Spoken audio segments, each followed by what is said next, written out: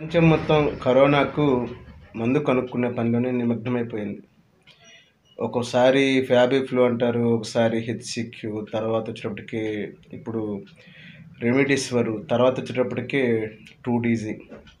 అయితే ఏది ఎంతవరకు పనిచేస్తుందనేటువంటిది అన్ని ట్రయల్స్‌లోనే ఉండిపోయాయి. కొన్ని ఆగిపోయినాయి, కొన్ని రిజెక్ట్ అయిపోయినాయి.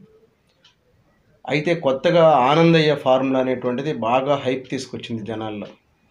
అంటే వెంటనే 2 డేస్‌లో తగ్గటం ఇట్లా చెప్తా ఉండేటప్పటికి ప్రజల్లో ముందు ప్రాణాలు కాపాడుకోవాలన్న ఉద్దేశంతోటి కొన్ని చోట్లయితే హాస్పిటల్ కూడా ఖాళీ చేసేసేసి ప్రజలందరూ అక్కడికి వెళ్ళేసేసిన తరుణంలో జనాలు ఎక్కువైపోయారు అని చెప్పేసని ఆంధ్ర రాష్ట్ర ప్రభుత్వం ఆ మందును ప్రస్తుతానికి నిలిపివేసింది.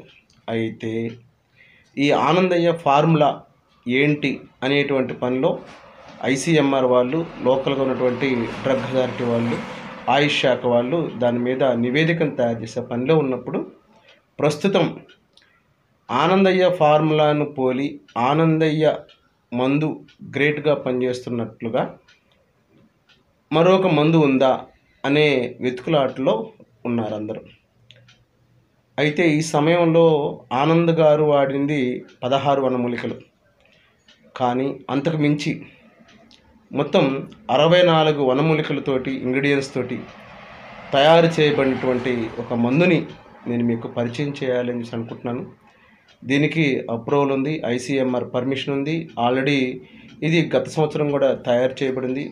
చాలా మంది దీన్ని ఎక్కువగా మలేరియా డ్రగ్గా అంతకుముందు గతంలో వాడారు పోయిన సంవత్సరం. కానీ ఇది తర్వాత ప్రభుత్వం వాళ్ళే దీని మీద పరిశోధన చేసి ఇది కోవిడ్ మైల్డ్, మోడరేట్, సివియర్ కేసులకు కూడా ఇది అద్భుతంగా పనిచేస్తుంది అని చెప్పేసి అని చెప్తున్నారు. అయితే అది అంటే ఆనందయ్య గారిదేమో మామూలుగా మనకి లేహ్యంలాగా తయారు చేస్తే ఇది మాత్రం చూర్ణం అనమాట. పౌడరు ప్లస్ టాబ్లెట్స్ రూపంలో కూడా దొరుకుతుంది ఇది. దాని పేరు వచ్చేటప్పటికే దీని మీద కూడా చూపిస్తున్నాను, కపసూర కుడనీర్. ఈ కపసూర కుడనీర్ అనేటువంటిది 100 ml పౌడర్ వస్తుంది. మామూలుగా 130 to 140 రూపీస్ ఉంటుంది. ఇది ఎస్కేఎం వారిదనమాట, కంపెనీ పేరు కూడా మీరు కన్ఫ్యూజ్ అవ్వకుండా చెప్తున్నాను. ఎస్కేఎం కంపెనీ వారి కపసూర కుడనీర్. దీన్ని ఎట్లా వాడుకోవాలంటే 300 ml వాటర్లో 1 టీ స్పూన్ పౌడర్ వేసేసేసి 60 ml వచ్చేటట్టు మనం బాగా మరగబెట్టి ఇది సన్నటి మంట మీద సెగ మీద మనం చేసినట్లయితే అదంతా ఆవిరైపోయి అంతవరకు 60 ml వచ్చేంత వరకు ఉంచినట్లయితే ఒక దాదాపు 15 minutes పడుతుంది. కషాయంలాగా తయారు చేసుకొని మనం ఉదయం సాయంత్రం తీసుకున్నట్లయితే ఒక 2-3 డేస్లోనే మనం చాలా మార్పు మన శరీరంలో వస్తుంది. ఇది ఇమ్యూనిటీ మెయిన్ పెరగడానికి ఉపయోగపడుతుంది.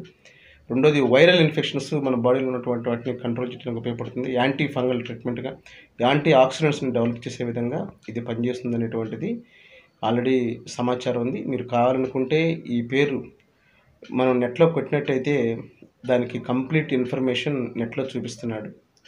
ఎటువంటి ఇబ్బంది లేదు.